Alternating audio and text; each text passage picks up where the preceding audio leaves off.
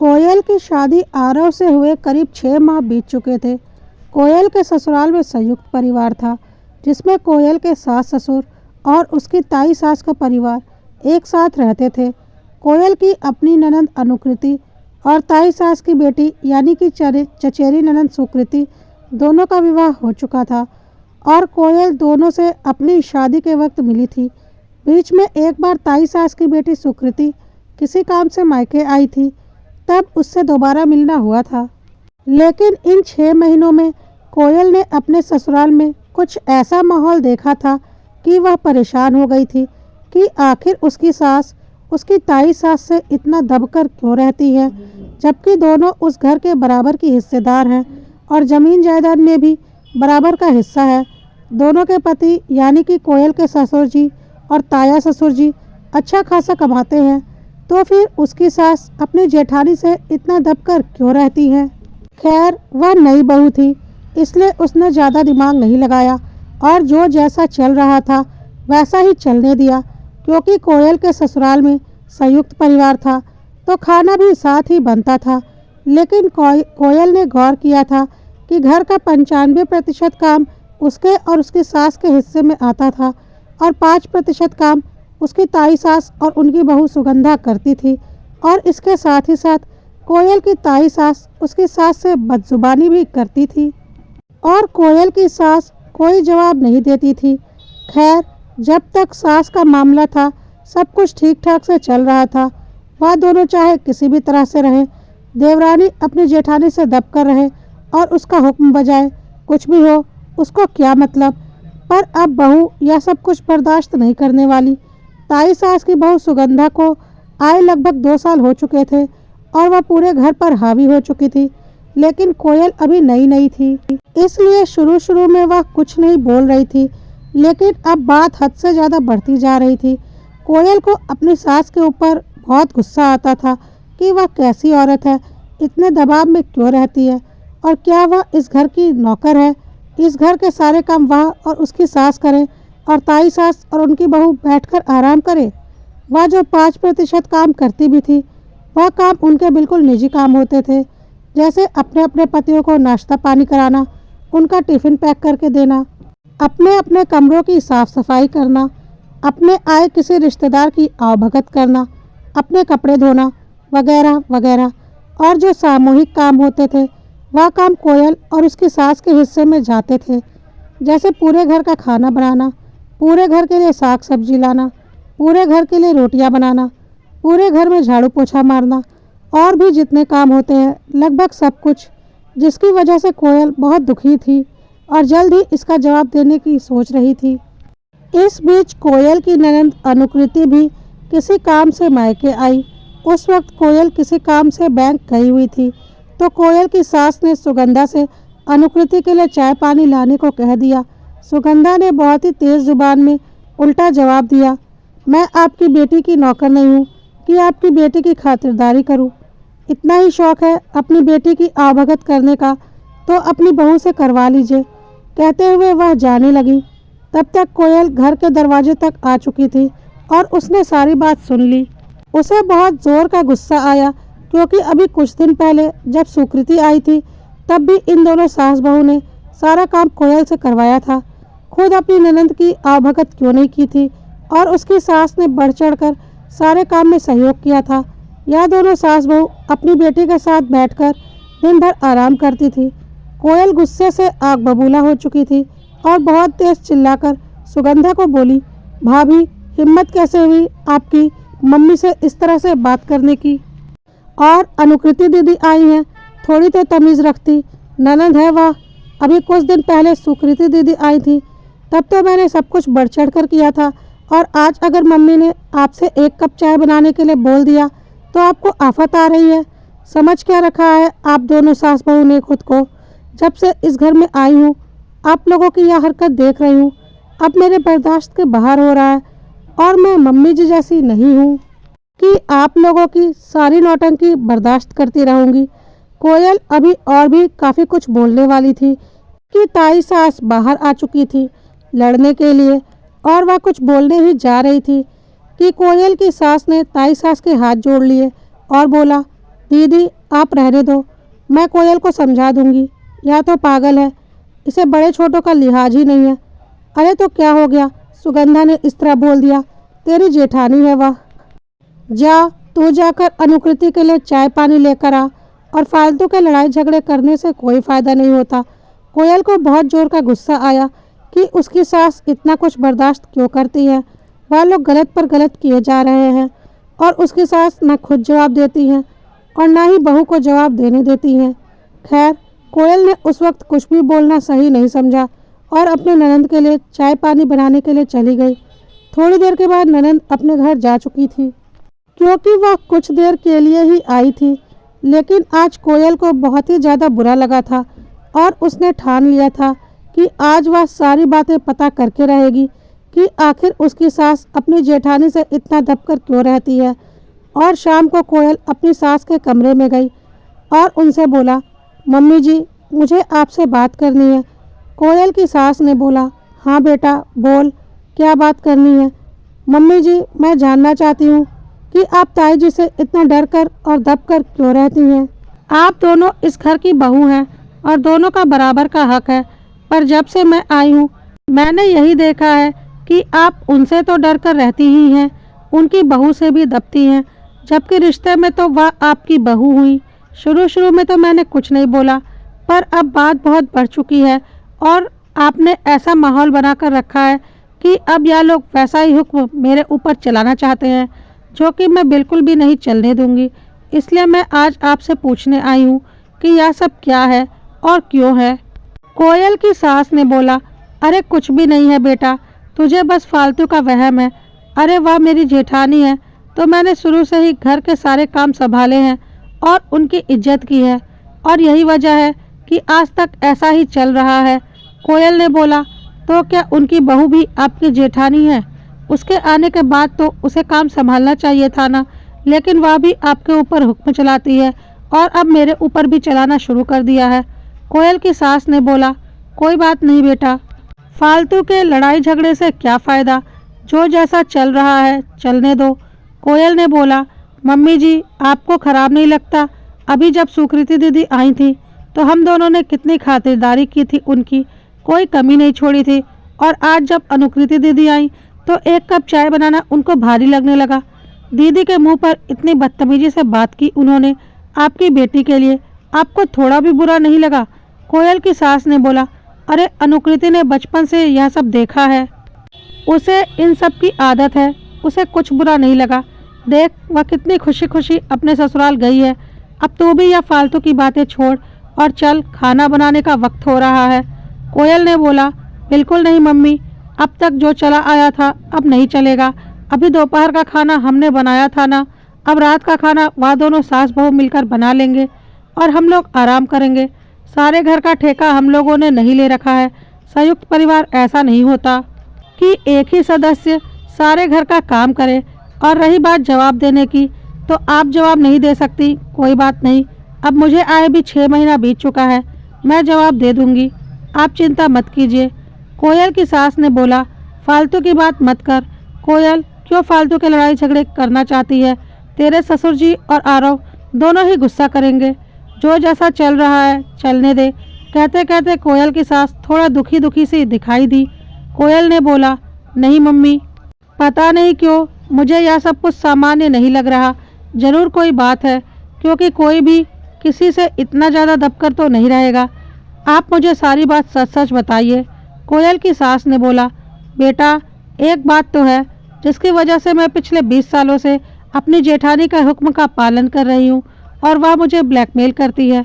कोयल को अब सब कुछ समझ में आ रहा था कि उसके सास की इतना डर डर कर और दब दब कर रहने की वजह क्या थी।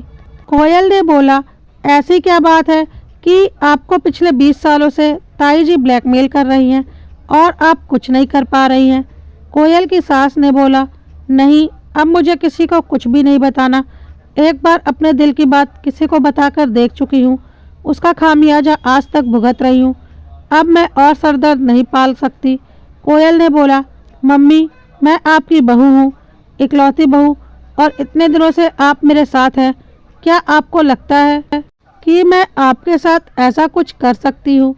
मुझे पता है कि आप कितने साफ दिल की हैं। आप मुझे अपने दिल की बात बता सकती हैं बिना किसी डर के, और अगर मुझसे बन पड़ा तो मैं उसका तोड़ भी जरूर निकालूंगी। कोयल की सास ने बोला, तो बेटा सुन, आज तू भी जान ले कि मैं क्यों अपनी जेठानी से इतना दबकर उसकी नौकर बनकर रहती हूँ, और किस बात को लेकर वह पिछले 20 सालों से मुझे ब्लैकमेल कर रही है, जो बात मेरे दिल की गहराइयों में दबी हुई है और सिर्फ मेरी जेठानी जानती है, और आज मैं तुझे बताने जा रही हूँ। कोयल की सास ने बोलना शुरू किया। आज से 20 साल पहले मैं अपने छोटे भाई की शादी में अपने मायके गई थी। वहाँ से जिस दिन मैं लौट रही थी उस दिन बहुत बड़ा हंगामा हुआ था, क्योंकि मेरी बड़ी भाभी के सोने की चेन गुम हो गई थी, लेकिन कहीं भी नहीं मिल रही थी। उस वक्त मैं अपने घर लौटने वाली थी। मेरी छोटी बहन भी वहीं पर थी और भी एक दो रिश्तेदार थे। कोई किसके ऊपर शक करता कि चेन कहाँ गई। मुझे भी बहुत टेंशन हो गई थी। घर में काफ़ी हंगामा हुआ। मैंने तो बोल भी दिया था कि भाई मेरा सामान चेक कर लो, कहीं ऐसा ना हो कि मैं आज ही जा रही हूँ घर पर और तुम लोग सोचो कि मैंने ही चेन ले ली है और लेकर अपने ससुराल चली गई हूँ। लेकिन सबने मना कर दिया और बोला, अरे ऐसा कुछ नहीं है, अब चेन गुम हो गई तो हो गई, घर में इतने लोग हैं, ऊपर से शादी विवाह का घर था, कब कहाँ क्या चीज़ गुम हुआ कौन जानता है। अब जो होना था हो चुका है। आप आराम से बिना किसी तनाव के अपने घर जाइए। और मैं अपने घर आ गई। घर आकर मैंने तेरी ताई सास को यह सारी बातें बताई थी कि मायके में भाभी की चेन गुम हो गई है और बहुत बड़ा हंगामा हुआ है। यह सारी बात मैं तेरी ताई सास को बता ही रही थी कि आरव खेलता हुआ वहाँ पर आया और उसने पानी से अपने सारे कपड़े भिगा लिए। उस वक्त आरव करीब 5-6 साल का रहा होगा। पानी से कपड़े भिगा लेने की वजह से मैं उसके कपड़े वहीं पर बदलने लगी और साथ ही साथ जेठानी से बात भी करती रही। लेकिन तभी आरव के कपड़ों की जेब से एक मोटी सोने की चेन निकली, जो कि शायद मेरे भाभी की ही चेन थी। अब तो मेरा दिमाग खराब हो गया और मैंने बोला, आरव तेरे जेब में यह कहाँ से आई? जेठानी यह सब कुछ देख रही थी। आरव ने बोला, मम्मी यह तो मुझे छत पर खेलते वक्त मिली थी और मैंने इसे उठाकर अपनी पॉकेट में रख लिया था और फिर मैं भूल गया। अब तो मैं परेशान हो गई कि यह चेन आरव ने अपनी जेब में कैसे रख ली और अब क्या होगा, क्योंकि चेन मेरे साथ मेरे घर आ चुकी थी और जेठानी ने सब कुछ देख लिया था। अगर मैंने जेठानी को चोरी वाली बात नहीं बताई होती तो शायद वह कुछ भी समझ नहीं पाती, लेकिन मैंने तो अपने मुंह से ही अपने मायके के राज उनके मुंह पर बता दिया था। बस अब उनका दिमाग चल गया और उन्होंने बोला, चेन आरव ने गलती से जेब में रख लिया था खेलते वक्त, या तूने चुराकर उसकी जेब में डाल दिया था। मैंने बोला, दीदी क्या बकवास कर रही हो?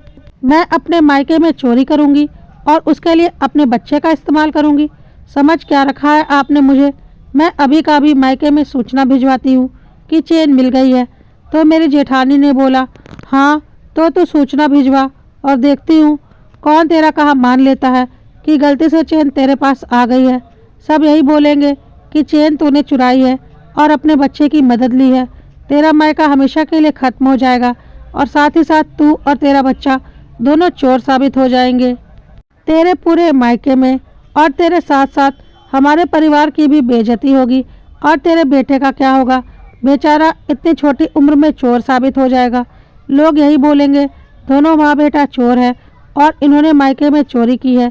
जेठानी ने ऐसी ऐसी बातें बोली कि मैं अंदर तक डर गई और मैंने अपने मायके में कुछ भी ना बताने की सोच ली। बस वह दिन था और आज का दिन है। मेरी जेठानी इस बात को लेकर आज तक मुझे ब्लैकमेल करती रहती है और मुझसे घर के सारे काम करवाती है और अपना हुक्म चलाती है। अगर मैं कभी मना करूं तो उसका साफ साफ कहना होता है कि मैं तेरे मायके में सारी बात बता दूंगी।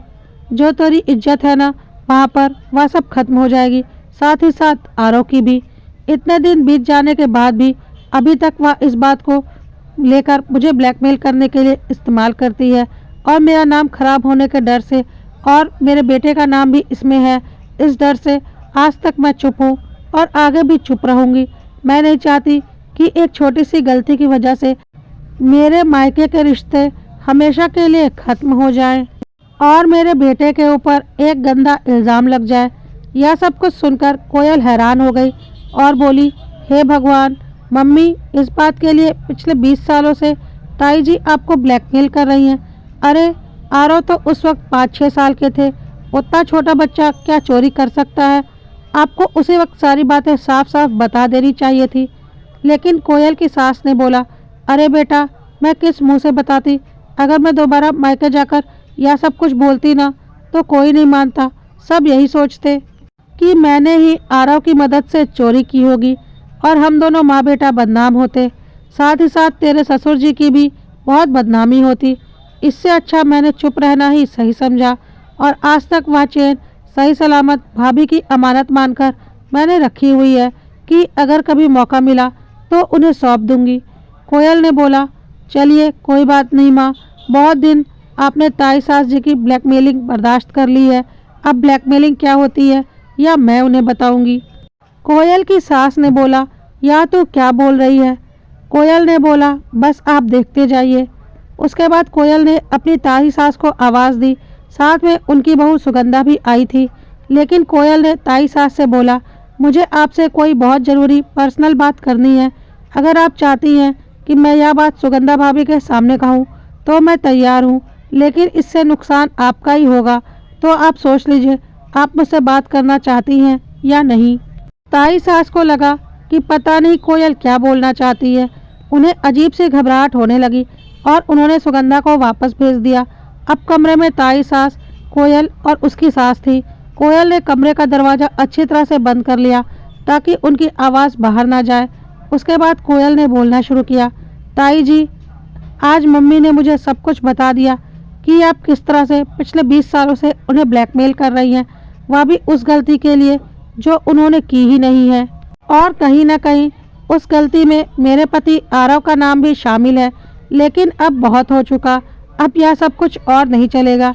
ताई सास हंसने लगी और बोली, अच्छा तो तू मुझे रोकेगी? जरा मैं भी तो सुनूं, कैसे रोकेगी? अगर अभी भी तेरी सास के मायके में जाकर बता दूँ ना कि वह चेन तेरी सास के पास है और तेरे पति ने अपनी जेब में भरकर लाई थी, तो क्या इज्जत रह जाएगी तुम लोगों की? कोयल ने बोला, ताई जी एक बात बोलूं, आज से 3 महीने पहले जब सुकृति दीदी आई थी ना, उस वक्त मैं रात में वॉशरूम जाने के लिए अपने कमरे से बाहर आई थी। उस वक्त मेरी शादी को मात्र 3 महीने हुए थे, इसलिए मैंने उस वक्त कुछ भी नहीं कहा था और सोचा था क्यों फालतू के पचड़ों में पड़ना, जिसके घर का मैटर है वह जाने।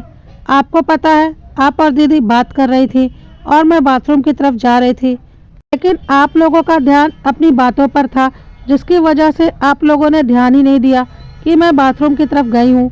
लेकिन मैंने आप लोगों की बातों पर ध्यान दिया था क्योंकि उस वक्त रात के 3 बज रहे थे और मुझे लगा इस वक्त आप दोनों क्या खिचड़ी पका रही हैं। मैंने साफ साफ देखा था, नहीं देखा नहीं था, बल्कि अपने मोबाइल में रिकॉर्ड भी किया था, वह भी आपकी खिड़की से, क्योंकि खिड़की खुली हुई थी और उसके बगल में ही बाथरूम था। सुकृति दीदी अपने ससुराल से अपनी सास के कुछ गहने और पैसे चुरा कर लाई थी, जो कि वह आपको संभाल कर रखने के लिए दे रही थी, क्योंकि उनके ससुराल में बंटवारा होने वाला था और उसके पहले उन्होंने कुछ गहने और पैसों पर हाथ की सफाई कर दी थी। और आप दोनों आपस में बातें कर रही थी कि हाँ ठीक है, मैं इसे संभाल कर रख देती हूँ, जब बंटवारा हो जाएगा उसके बाद तू यह भी यहाँ से आकर ले जाना। आपको पता है उस वक्त मेरे खुराफाती दिमाग ने मेरा साथ दिया था और मैंने वह सारी वीडियो बना ली थी, लेकिन मैं नई नहीं थी, इसलिए मैंने किसी को भी यह बात नहीं बताई थी और कोई यह ना सोचे कि नई बहू आई है और क्या क्या खुराफाती कर रही है। मैं तो यह बात भूल भी चुकी थी, बस ऐसे ही एक वीडियो बना ली थी ताकि कल को अगर कुछ ज़रूरत पड़े तो हमारे काम आ सके, क्योंकि आखिर 3 महीने तो हो ही चुके थे मुझे आए और आपको काफ़ी हद तक मैं समझ भी चुकी थी। लेकिन आज तक यह बात मैंने किसी को नहीं बोली थी और आज पहली बार मैं यहाँ पर मम्मी के सामने आपसे बोल रही हूँ। बोलिए, यह सच है या नहीं? कोयल की सास यह सब कुछ सुनकर हैरान थी और कोयल की ताई सास भी सब कुछ सुनकर हैरान थी और बोल रही थी, पागल हो गई है क्या? हम कमरे में बैठे जरूर थे, लेकिन कमरे की लाइट बंद थी, बहुत हल्की हल्की सी रोशनी आ रही थी, जिस वक्त सुकृति मुझे अपनी सास के पैसे और जेवर जो कि वह चुरा कर लाई थी रखने के लिए दे रही थी। तुझे क्या लगता है इतनी रात में अगर तूने कोई रिकॉर्डिंग की भी होगी तो उसमें कुछ दिख रहा होगा, और मोबाइल की फ्लैश लाइट जलाकर तो तू रिकॉर्डिंग कर नहीं सकती थी, नहीं तो हम जान जाते। तो मुझे यह फालतू की धमकियाँ मत देना। अगर तूने कोई रिकॉर्डिंग की ही है तो जरा मुझे दिखा कि कौन सी रिकॉर्डिंग की है हमारी।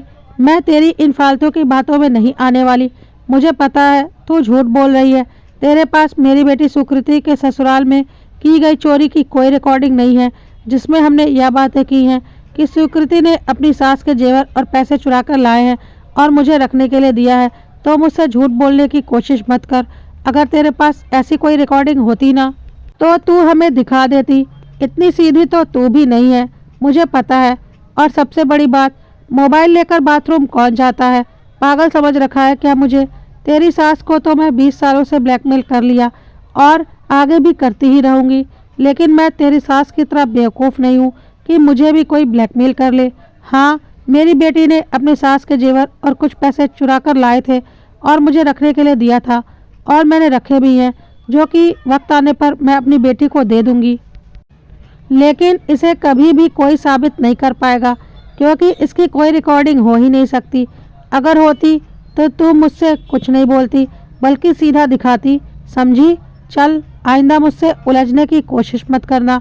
और हाँ, जुबान से बोली हुई बात का कौन भरोसा करेगा?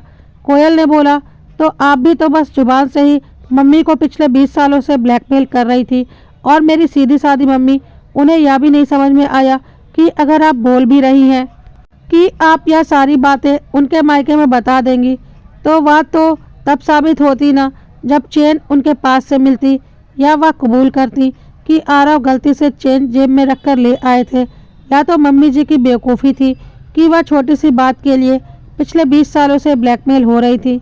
लेकिन अब ऐसा नहीं होगा क्योंकि अब उनके पास साथ मैं हूँ। जाइए, जाकर बोल दीजिए उनके मायके में, देखती हूँ आप हमारा क्या उखाड़ लेंगी, और साथ ही साथ यह भी देखती हूँ कि आप कैसे साबित कर देंगी कि वह चेन मेरी मम्मी जी ने चुराई है। ताई सास ने बोला, वाह, तू तो बड़ी बुद्धिमान निकली, अपनी सास की तरह बेवकूफ़ तो बिल्कुल भी नहीं है। चल ठीक है, काफ़ी वक्त हमने आराम कर लिया। चल, अब तू और तेरी सास अपने काम से काम रख और हम अपने काम से काम रखेंगे। खेल यहीं पर ख़त्म होता है। कोयल ने बोला, ताई जी, खेल यहीं पर ख़त्म नहीं होता बल्कि खेल यहीं से शुरू होता है। हाँ, आपने ठीक कहा था, मेरे पास कोई रिकॉर्डिंग नहीं थी। मैंने सिर्फ सुना था कि सुकृति दीदी अपने ससुराल से जेवर और पैसे चुरा कर लाई हैं, पर मेरे पास कोई सबूत नहीं थे। रही सही बात है, कोई मोबाइल लेकर वॉशरूम नहीं जाता है, वह भी रात के 3 बजे। लेकिन दिमाग हो तो इंसान कुछ भी कर सकता है। आपको पता है, आपने अभी अभी मेरे और मम्मी जी के सामने अपनी बेटी की सारी करतूतें स्वीकार की हैं, और इस बार हमारे पास पूरी रिकॉर्डिंग है। वहाँ देखिए, कहकर कोयल ने ताई सास को दिखा दिया। उसने अपने फ़ोन को कमरे में बिल्कुल इस तरह से सेट करके रखा हुआ था कि ताई सास पूरी तरह से उसमें कैप्चर हो रही थी, और उनकी कई सारी बातें अच्छे से रिकॉर्ड हो गई थी, जिसमें उन्होंने अपनी बेटी की चोरी स्वीकार की थी कि किस तरह से उनकी बेटी ने अपनी सास के जेवर और पैसे चुराकर उन्हें दिए हैं। यह देखकर ताई सास हैरान हो गई और सोचा जल्दी से वह मोबाइल ले ले, लेकिन उनकी थुलथुल काया ने इसमें उनका साथ नहीं दिया, और दुबली पतली कोयल ने लपक कर अपना मोबाइल फ़ोन उठा लिया और बोला, इतनी बेवकूफ़ तो नहीं हूँ मैं ताई जी, यह मोबाइल आपके हाथों में कभी नहीं लगेगा, और मुझे बहुत अच्छे से पता है कि ताऊ जी को इन सब बारे में कुछ भी नहीं पता है कि आप दोनों माँ बेटी क्या खिचड़ी पका रही हैं, और ना ही आप चाहेंगी कि ऐसी कोई जानकारी उन्हें हो। तो अब जो ब्लैकमेलिंग पिछले 20 सालों से चल रही थी वह आगे भी जारी रहेगी, बस किरदार बदल जाएंगे। समझ ही गई होंगी आप कि मैं क्या कहना चाहती हूँ। अब आप जा सकती हैं, कहकर कोयल अपनी सास की तरफ मुड़कर बोलने लगी। मम्मी जी, कभी भी कोई मुसीबत आ भी जाए ना तो घबराने से अच्छा है कि डटकर उसका सामना किया जाए। आप पिछले 20 सालों से एक फालतू सी बात के लिए ब्लैकमेल हो रही थी, जिसका कि किसी के पास कोई सबूत भी नहीं था जब तक कि आप अपने मुंह से कबूल नहीं करती। लेकिन अब तो हमारे पास सबूत है। अब हम और आप बैठकर आराम करेंगे और घर का सारा काम ताई जी और उनकी प्यारी बहू सुगंधा करेगी। ठीक कह रही हूँ ना मैं, ताई जी। ताई जी के पास कोयल की बातों का कोई जवाब नहीं था और वह चुपचाप अपने कमरे की तरफ जाने लगी।